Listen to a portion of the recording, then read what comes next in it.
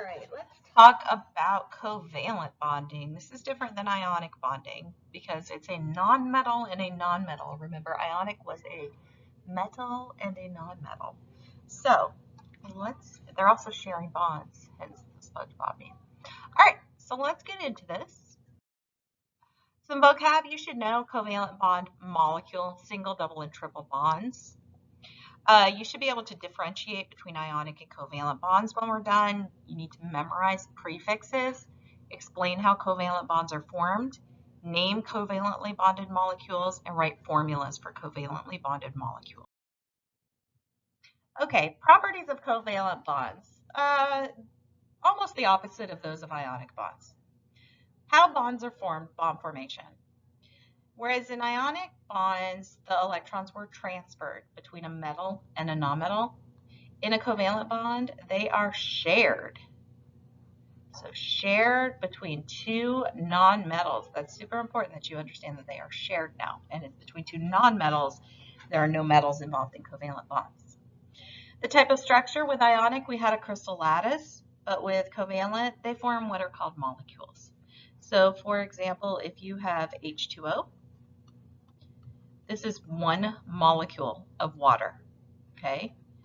You can have as many molecules of water as you want here. So now we have two molecules of water. So anything that's covalently bonded is referred to as a molecule. Sometimes it would be written like this, like 2H2O. That means we have two molecules of water. Usually a covalent molecule is going to be a liquid or a gas. There will be some exceptions to that. Ionic or solids. There are a couple of solids covalents, for example, sugar. C6H12O6 is glucose. You're going to have solids of those. But normally liquids are gases like carbon dioxide, carbon monoxide, H2O. Low melting and boiling point. They are much weaker. Covalent bonds are much weaker than ionic bonds. So therefore, it's easier to break the bonds. So those can be broken at a lower temperature. Sorry. Not usually soluble in water, unlike ionic bonds, which are soluble in water.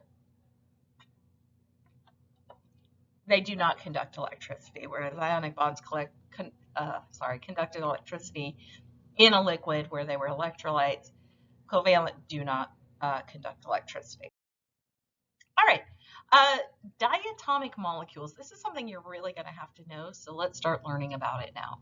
Diatomic molecules are atoms. Certain elements are too unstable to exist alone. So if you have a pure sample of the element, let's say I have hydrogen. What I can never have is I can't just have a hydrogen atom all by itself. It's too unstable, okay? It won't work. So if I need pure hydrogen, I'm going to have two hydrogens bonded to each other, okay? So these are called diatomic molecules. There are 7 of them that are like this that are too unstable to exist alone. So if you're going to have a pure sample of them, they have to come in pairs at least. So those pairs are covalently bonded together. And you do have to memorize these 7 diatomic molecules. The easiest way for me to remember it is to say Brinkelhoff, okay? So Brinkelhoff is bromine, iodine, nitrogen, chlorine, hydrogen, oxygen, and fluorine. So you need to remember these, Brinkelhoff. So again, the Br is for bromine, not boron. That's what people sometimes do. And the K sound or K sound is chlorine, not carbon. Carbon is not diatomic.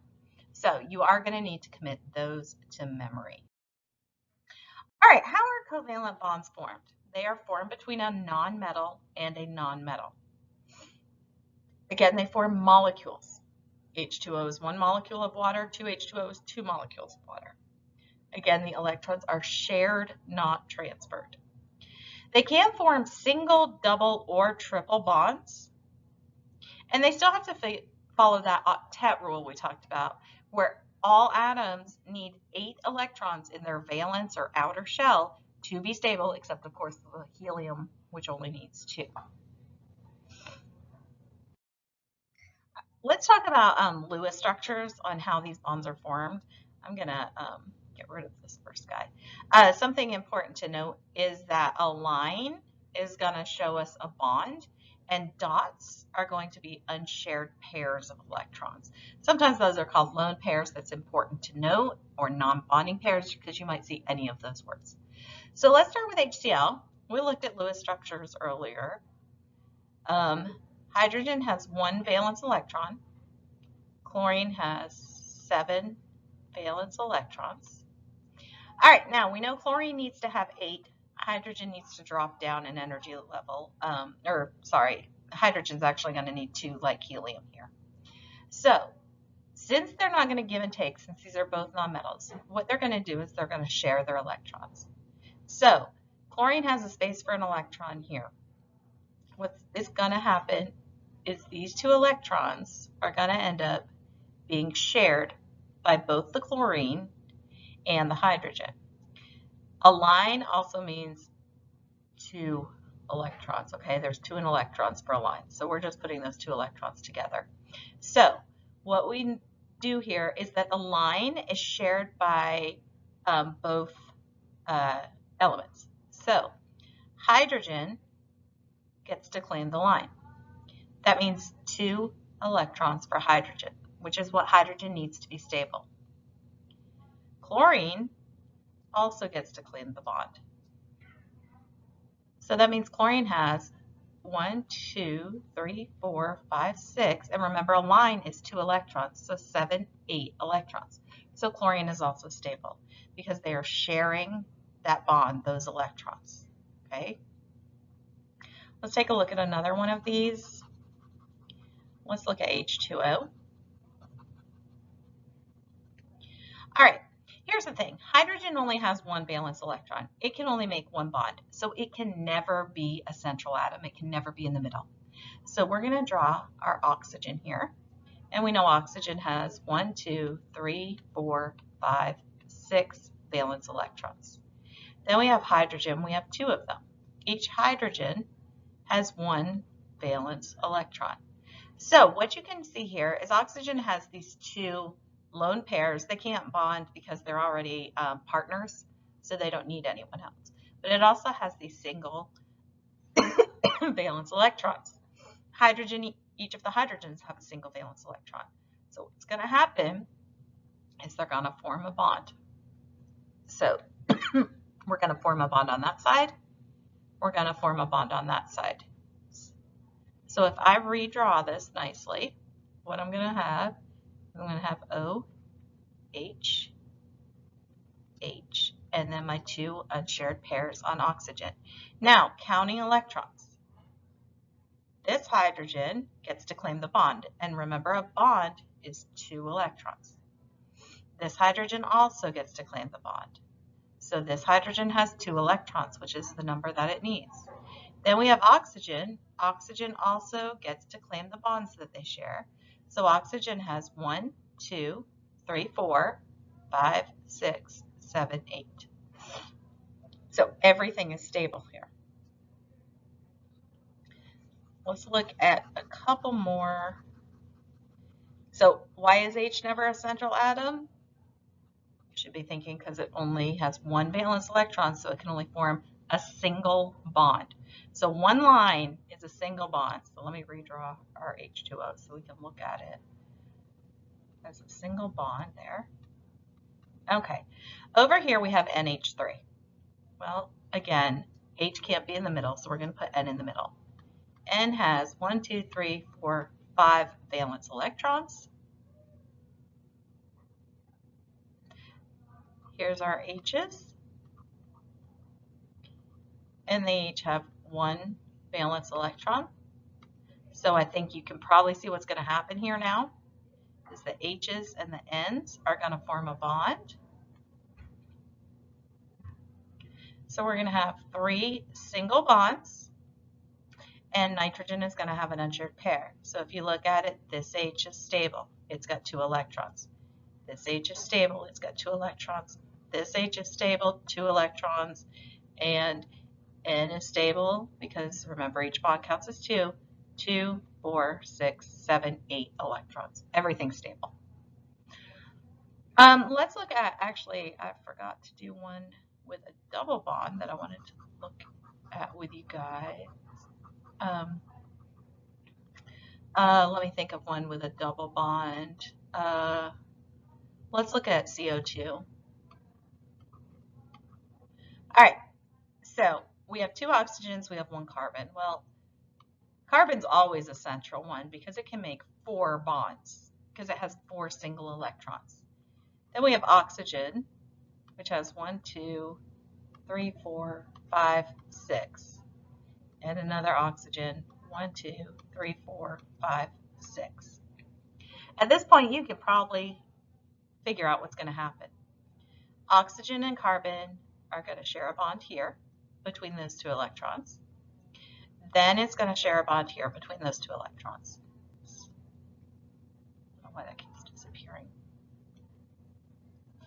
Then this carbon over here is going to share a bond with that oxygen, and that oxygen is going to share a bond with carbon again. So I'm going to redraw this because I want it to look nice. Oops, lost my, okay. You're going to have a double bond between the oxygens and the carbon.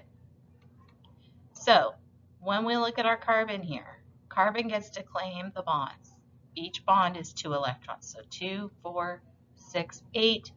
Then oxygen on each side gets to claim 1, 2, 3, 4, 5, 6, 7, 8. Same on the other side. So they're stable. So there's a double bond, a single bond, and let's look real quick at a triple bond. I'm just going to use CN for that. Get rid of that. All right, so we have carbon again. Carbon 1, 2, 3. Actually, you know what? I don't want to use CN for that. I'm going to use N2 for that. So we've got N with 1, 2, 3, 4, 5 valence electrons. Another N with 1, 2, 3, 4, 5 valence electrons. You could probably figure out what's going to happen here. It's going to share these 2,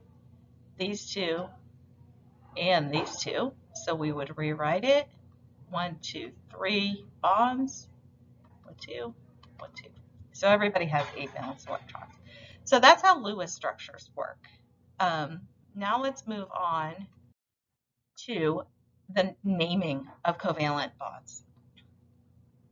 We are not using charges. We are not using crisscross. We have 2 nonmetals. That means they're both negative, so they can't attract each other like that. So that's not what we're doing. So no charges, no crisscross. Instead, we're going to use these Greek prefixes to tell the number of atoms. You are going to have to memorize these prefixes. 1 is mono, 2 is di, 3 is tri, 4 is tetra, 5 penta, 6 hexa, 7 hepta, 8 octa, 9 nona, 10 deca. Some rules: the first element never gets the word mono before it, so if there's only one of the first element, you do not write mono first. Only the second element can have mono. You're going to change the ending of the second element to "ide." So, examples. I know that this is water down here, but it also has a covalent name. So what we have here is we have hydrogen. And how many of them do we have? 2. Okay, that's what this subscript tells us. So we know we have 2 hydrogen. So we're going to say dihydrogen, because we don't change the end of the first name.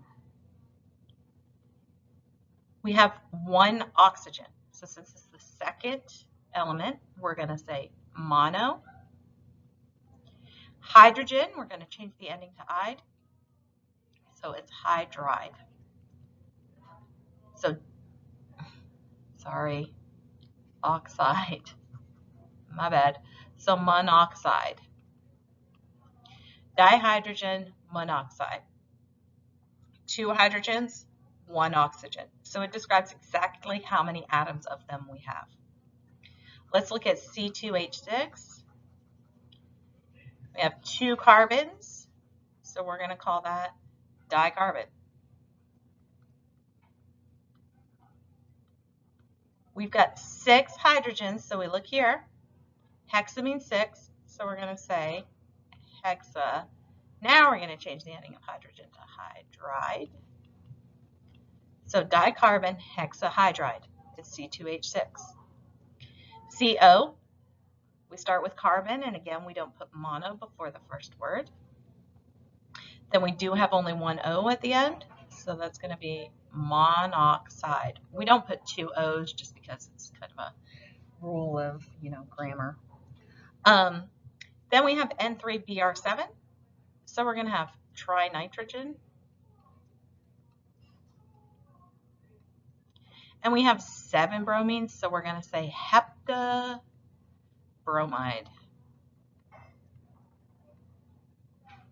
All right, so that is naming them. Writing formulas for them are just as simple. We use the prefixes to determine the number of atoms you have. Again, no crisscross stuff, okay? Dicarbon, so that means we have 2 carbons, so no crisscross. Pentafluoride, that means we have 5 fluorines, so C2F5. Tetracarbon means we have 4 carbons.